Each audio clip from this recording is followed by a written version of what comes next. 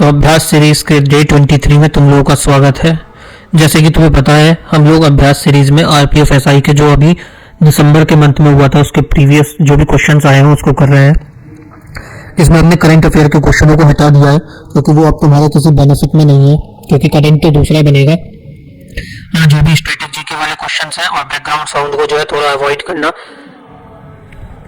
ठीक है। जो भी अभी करंट वाले क्वेश्चन है उसको हटा दिया है, लेकिन जो स्टैटिक के क्वेश्चन या जो भी हमारे जीके जीएस के क्वेश्चन जो नॉर्मली सब्जेक्ट के बनते हैं वो सब हमने इसमें रख रखे हैं और 25-25 क्वेश्चनों का हम लोग सेट करते हैं। आज हमारा कौन सा डे है? 23rd डे है। अभी तक हमने 22 क्लासेस इसमें कर ली हैं। कौन से शिफ्ट कर रहे हैं हम? 12:30 से 2 वाली की जो बचे हुए क्वेश्चन हैं वो आज हम लोग खत्म करेंगे। चलो शुरू करते हैं पहले क्वेश्चन से। पहला क्वेश्चन है, former Lok Sabha MP from Assam Ramen Deka was appointed as the governor of which of the state? कौन से स्टेट के जो है गवर्नर अपॉइंट हुए हैं फॉर्मर लोकसभा के एमपी?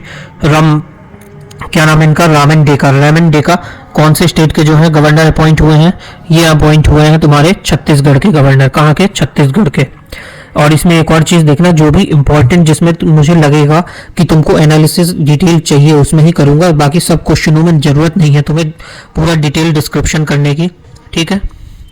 सेकंड क्वेश्चन आता है हमारा, पीएम गति शक्ति नेशनल प्लान मास्टर प्लान ये लॉन्च कब हुआ था? पीएम गति शक्ति नेशनल मास्टर प्लान जो है ये लॉन्च हुआ था, ये हुआ था 2021 में। कब हुआ था लॉन्च? 2021 में।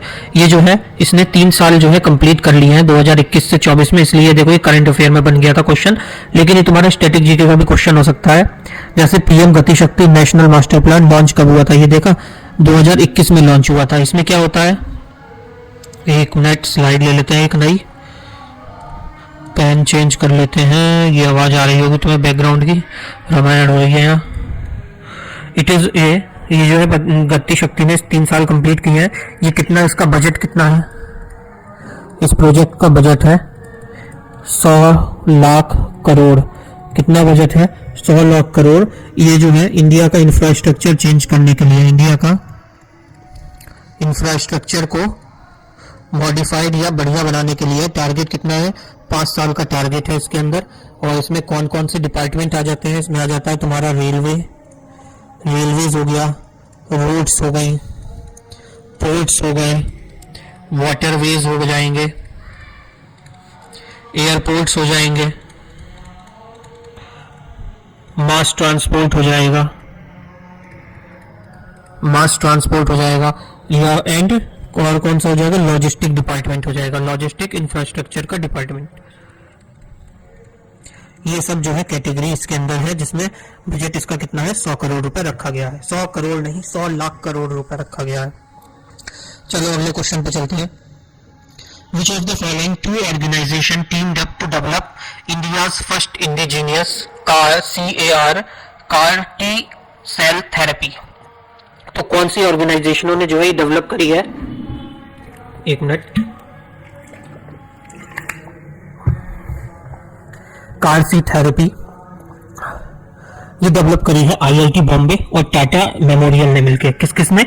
आईआईटी बॉम्बे और टाटा मेमोरियल में। देख लो कार टी सेल थेरेपी क्या होती है।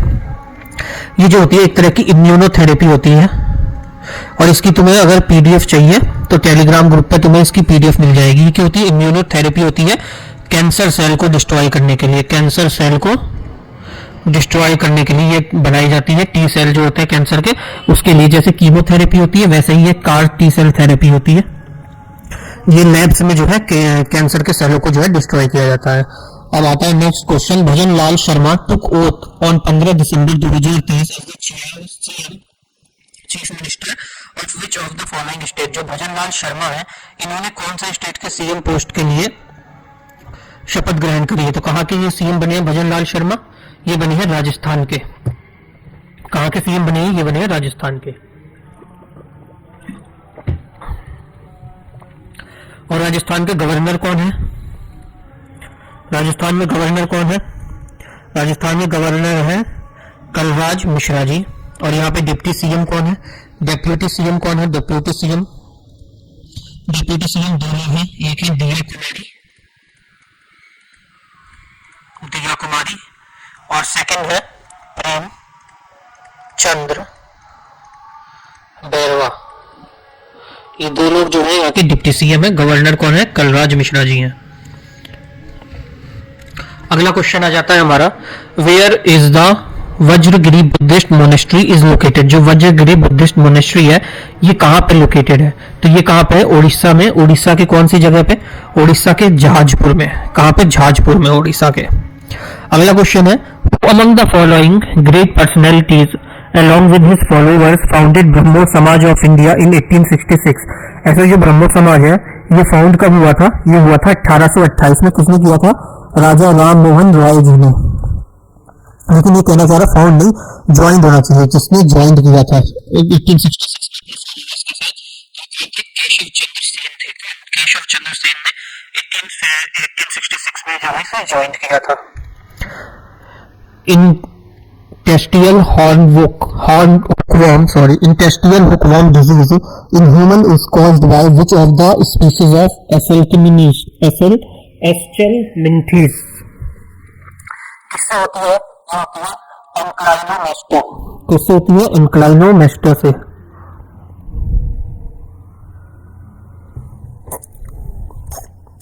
अगला क्वेश्चन आता है, which of the following optical instrument creates colorfully beautiful pattern due to multiple reflection in plane mirror.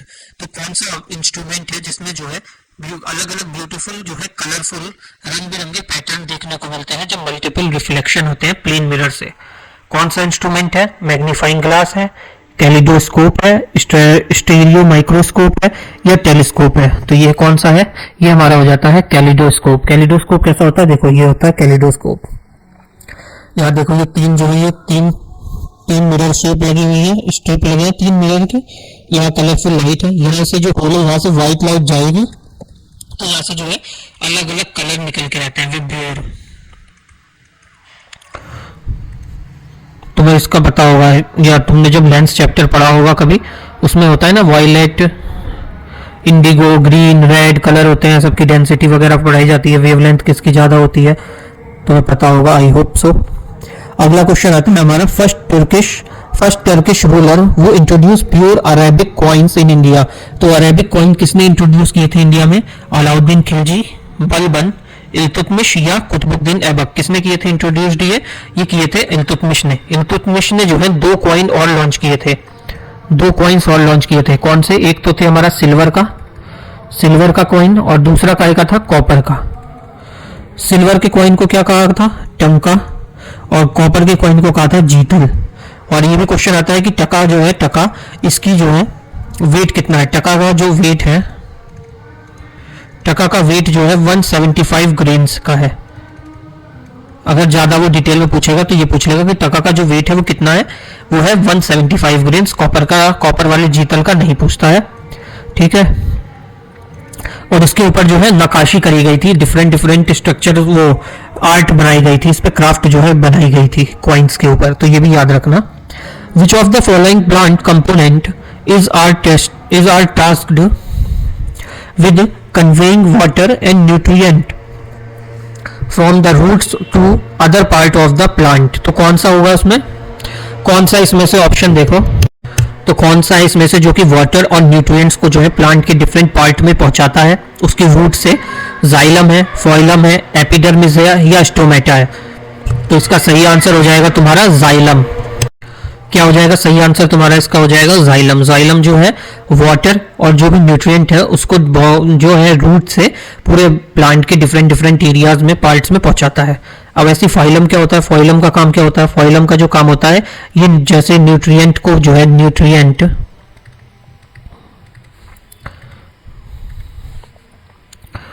एक मिनट, फाइलम का काम जो होता है जैसे न्यूट्रिएंट होते हैं डिफरेंट जैसे कि शुगर हो गई या अमीनो एसिड्स हो गए, अमीनो एसिड्स, इन सबको जो है प्लांट के डिफरेंट पार्ट में पहुंचाने का काम होता है। एपिडर्मिस क्या होती है? ये हमारी टॉप लेयर होती है बॉडी की, टॉप लेयर ऑफ स्किन, जो कि हमें प्रोटेक्ट करती है किससे? बाहर के जो वर्ल्ड है उससे। स्टोमेटा क्या होता है? ये लिटिल पोर्स होते हैं, छोटे छोटे जो है छिद्र होते हैं, पोर्स होते हैं, छोटे छोटे से पोर्स होते हैं किसके ऊपर? लीव्स के ऊपर और स्टेम के ऊपर जो है बने हुए होते हैं, छोटे छोटे से छेद, पोर्स होते हैं, ठीक। नेक्स्ट क्वेश्चन आता है, which of the following state in UTs does not have any schedule caste population as per census 2011 census के हिसाब से कौन सी स्टेट या यूटी है जहां पे कोई भी जो है शेड्यूल कास्ट की पॉपुलेशन नहीं है? तो ये कौन कौन सी है? ये टोटल 4 है, अभी देख लेते हैं इसमें से कौन सी है। वो है, एक तो हो गई हमारी आंध्र प्रदेश, ये हो गई अंडमान एंड निकोबार हो गई, सही आंसर इसका हो जाएगा। और दूसरी स्टेट्स भी है जहां पे शेड्यूल कास्ट की पॉपुलेशन नहीं है 2011 के सेंसस के हिसाब से। तो एक तो अंडमान निकोबार हो गया, दूसरा हो जाएगा हमारा अरुणाचल प्रदेश, अरुणाचल, और तीसरा हो जाएगा हमारा नागालैंड, नागालैंड में भी जो है एससी की जो है पॉपुलेशन नहीं है, और फोर्थ हो जाएगा हमारा लक्षद्वीप। कौन सा हो जाएगा? फोर्थ, लक्षद्वीप। यहाँ पे जो है एससी की एक भी पॉपुलेशन नहीं है। और इसमें एक और चीज देख लो तुम, नेक्स्ट स्लाइड लेते हैं सेंसस के लिए। सबसे ज्यादा जो है मैक्सिमम कहाँ पे है? मैक्सिमम एससी पॉपुलेशन कहाँ पे है? मैक्सिमम एससी पॉपुलेशन सबसे ज्यादा कहाँ पे है? उत्तर प्रदेश में है। और सेकंड नंबर पे कहाँ पे है? वेस्ट बंगाल में। कहाँ पे? उत्तर प्रदेश और वेस्ट बंगाल में।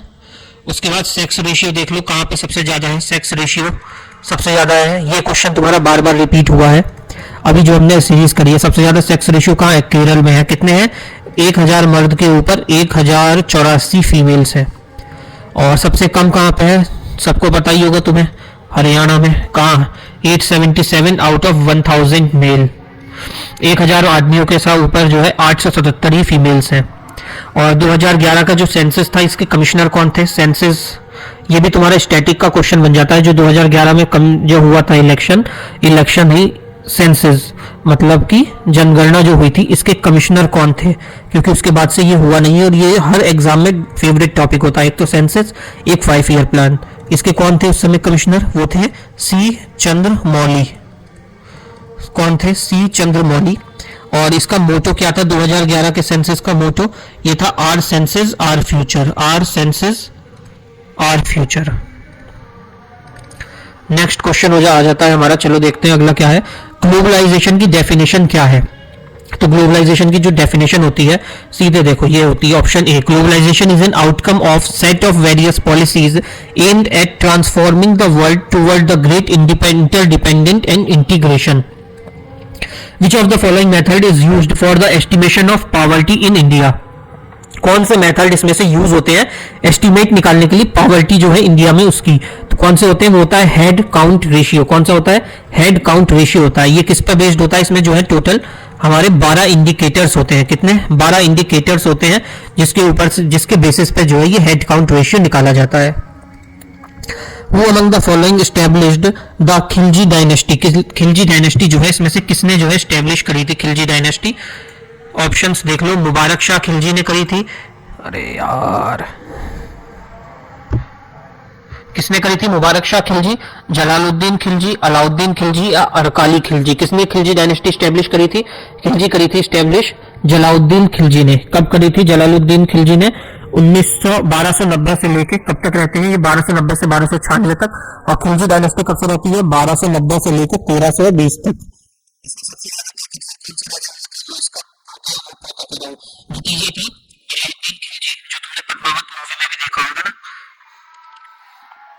खिलजी था ना, अलाउद्दीन की कहानी थी उसमें, बहुत ही फर्जी सा दिखा था रणवीर सिंह। नेक्स्ट क्वेश्चन आता है हमारा, postulates of special theory of relativity are applicable to. जो postulates of special theory of relativity होती है वो किस में एप्लीकेबल होती है? वो होती है इनर्शियल फ्रेम्स पे। ये जो है क्लास 11th के फिजिक्स की बुक का क्वेश्चन है। देखो सिलेबस में 10 तक का लिखा है, लेकिन क्वेश्चन देख रहे हैं 11th क्लास की फिजिक्स का आया है। अगला क्वेश्चन है हमारा, पीएम दक्ष योजना जो है एसोसिएटेड है किससे? पीएम दक्ष योजना जो है ये एसोसिएटेड है स्किल डेवलपमेंट ट्रेनिंग प्रोग्राम से। पीएम दक्ष योजना स्किल डेवलपमेंट ट्रेनिंग प्रोग्राम से है। इसमें जो है एम किया गया है इसका, जो ये देखो, फ्री कॉस्ट ट्रेनिंग एंड स्टिपेंडेंट्स 1000 से 1500 पर मंथ ट्रेनिंग देनी है। वेजेस जो होंगी 3000 रुपए पर मिट। Certification to be provided and provisional placement of the trained candidates. इसमें टोटल 169300 इतने जो है कैंडिडेट्स को जो है ट्रेंड करना है। अगला क्वेश्चन है, which of the following local storms is beneficial for T, jute and rice cultivation? कौन से लोकल स्टॉर्म्स जो है वो बेनिफिशियल होती हैं इनके लिए, चाय, जूट और राइस के कल्टीवेशन के लिए? वो होती है नूर वेस्टर्न। नूर वेस्टर्न होती है। नूर वेस्टर्न जो कहाँ होती है, कहाँ बहती है? ये बहती है बंगाल में और असम में। असम में इसको दूसरा नाम भी है, असम में इसको क्या कहा जाता है, असम में से कहा जाता है बरदौली चेरना। और बंगाल में इसका दूसरा नाम है बंगाल में तो यही है, थंडर स्टॉर्म होता है ये basic. In which of the following year did the Britishers establish their first factory in Bengal? कब जो है ब्रिटिशर्स ने अपनी फैक्ट्री एस्टेब्लिश करी थी पहली? वो करी थी 1651 में। 1651 में जो है इन्होंने पहली जो है फर्स्ट बंगाल में फैक्ट्री जो है एस्टेब्लिश करी थी। इनकी जो शुरुआत होती है वो 1609 से होती है। कब से होती है? 1609 से इनकी जो है शुरुआत होती है। इसमें जब हॉकिंस होता है, कैप्टन हॉकिंस, वो कहाँ आता है? हॉकिंस जो होता है ये जहांगीर के दरबार में आता है। जहांगीर के दरबार में आता है फैक्ट्री स्टैब्लिश करने की डिमांड को लेके। लेकिन उस समय पोर्तुगीज का जो है रूल चल रहा होता है, पोर्तुगीज जो थे पुर्तगालियों का रूल होता है यहाँ पे, मतलब वर्चस्व रहता है, तो वो मना करवा देते हैं जहांगीर से यहाँ फैक्ट्री स्टैब्लिश करने के लिए। तो ये 1611 में जो है ये वापस चला जाता है, 1611 में ये वापस चला जाता है। उसके बाद 1611 में ये लोग पहुंचते हैं सूरत। 1611 में कहां पहुंचते हैं ये लोग? सूरत पहुंचते हैं, सूरत के मछलीपट्टनम में। मछलीपट्टनम में पहुंचते हैं। वहां पे ये जो है अपना बिजनेस शुरू करते हैं। वहां इन्हें जो है परमिशन दे देता है वहां का राजा 1611 में। और 1616 में इन्होंने जो है पहला कारखाना स्टैब्लिश किया था इंडिया में। फर्स्ट कारखाना जो है स्टैब्लिश किया था इंडिया में, स्टैब्लिश किया था इंडिया में 1616 में। ये बंगाल में पूछा था कब किया था, वो किया था 1651 में। Indian cricketer become the first batsman to cross 700 run in single world cup edition during 2023 ODI world cup. किसने किए हैं 700 रन? वो है Virat Kohli. Who among the following composed the treatise of Mahabhashya? Mahabhashya किसने लिखी है? ये लिखी है पतंजलि ने। ऐसे ही देखो पनीनी ने कौन सी बुक लिखी है? पनीनी ने कौन सी बुक लिखी है? पनीनी ने लिखी है अष्टाध्याय। पनीनी कौन सी बुक है? अष्टाध्यायी। बाणभट्ट जो है किसके कोर्ट पोएट था? ये जो है कोर्ट पोएट थे हर्षवर्धन के कोर्ट पोएट थे बाणभट्ट की बुकों का नाम क्या था? एक तो बाणभट्ट ने लिखी कादम्बरी और दूसरी क्या लिखी थी? हर्षचरिता। दो बुकें हर्षचरिता और कादम्बरी लिखी थी। ऐसे ही हाला जो है राजा था, हाला ने लिखी गाथा सप्तशती लिखी थी इसने। गाथा सप्तशती किस लैंग्वेज में थी? ये प्राकृत लैंग्वेज में लिखी थी। अगला क्वेश्चन आ जाता है तुम्हारा, off the coast of which of the state of India was the new generation ballistic missile Agni prime successfully flight tested in June 2023? जो अग्नि प्राइम है बैलिस्टिक मिसाइल, ये जो है 2023 में टेस्ट की गई है। कहां पे ये करी गई है? कहां पे ये करी गई है? उड़ीसा में। उड़ीसा के कौन से आइलैंड से ये की गई है? डॉक्टर अब्दुल कलाम आइलैंड से। कहां से? डॉक्टर अब्दुल कलाम आइलैंड से जो है ये करी गई है। और ये किसने करी है? कौन से दो संस्था थी इसमें? एक तो थी स्ट्रेटेजिक, किन दो लोगों ने मिलकर करी है? स्ट्रेटेजिक फोर्स कमांड और डीआरडीओ, इन दो लोगों की मेहनत से हुआ है ये। लास्ट क्वेश्चन है आज का, PV Sindhu was accomplished by whom with flag bearer of Paris Olympic 2024 की ओपनिंग सेरेमनी में। पेरिस ओलंपिक की फ्लैग बियरर, हमारा झंडा लेके जो चली थी पीवी सिंधु, किसके साथ चली थी? पीवी सिंधु थी और साथ में थे शरद कामल। पीवी सिंधु काय की प्लेयर है? ये बैडमिंटन की है। ऐसे ही शरद कामल जो है ये टेबल टेनिस के प्लेयर है। इन दोनों लोगों ने जो है ओपनिंग सेरेमनी में हमारे देश का झंडा लेके इन्होंने ओपनिंग करी थी। तो आज की क्लास यहाँ पे खत्म होती है तुम्हारी। Thank you. चैनल को सब्सक्राइब करना, वीडियो को लाइक करना, फॉलो करना, जो भी करना है कर लेना। 40 हो गए सब्सक्राइबर, देखो बढ़ा दो, कम से कम 100 तो करा दो इस मंथ के अंदर। 100 चाहो 50-60 तो कराओ, 100 तो बहुत बड़ा तुम्हारे बस की नहीं है। और इसकी अगर पीडीएफ चाहिए तो ज्वाइन कर लो हमारा टेलीग्राम चैनल। ये इसको स्कैन कर लेना। इसको कहाँ से? गूगल लेंस से जो है स्कैन करके सीधे चैनल पे पहुंचोगे, वहां से तुम्हें सिर्फ पीडीएफ मिल जाएगी। सारी पीडीएफ ले सकते हो। चैनल को सब्सक्राइब कर लेना। 100 कराने की कोशिश करो इस मंथ के अंदर, 100 सब्सक्राइबर हो जाए अपने। ठीक है, मिलते हैं नेक्स्ट क्लास में, तब तक के लिए जय श्री राम।